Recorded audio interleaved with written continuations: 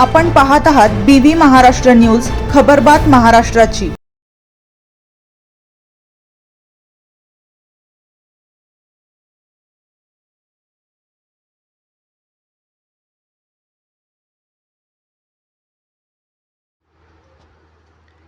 येवला रोडवर इर्टिका कारचा थरार, चालत्या गाडीने घेतला पेट, कार जळून खाक।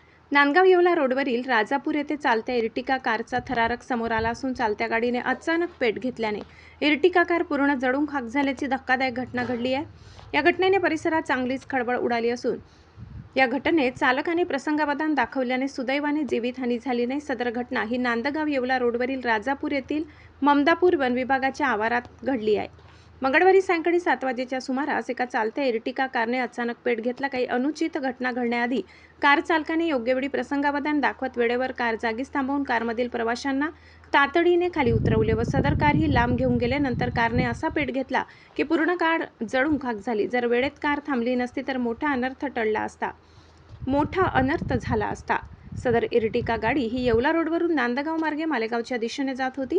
राजापूरच्या पुढे ममदापूर येथील वनविभागाच्या प्रवेशद्वाराच्या समोर ही घटना घडली आहे। घटनेची माहिती मिळताच येवला अग्निशमन दलाला पाचारण करण्यात आले। त्यांनी शर्थीचे प्रयत्न करत आग आटोक्यात आणली। कारला आग नेमकी कशामुळे लागली अद्याप स्पष्ट झाले नाही। या घटनेने परिसरात चांगलीच खळबळ उडाली आहे। बीबी न्यूज महाराष्ट्रासाठी विभागीय संपादक मारुती जगधने।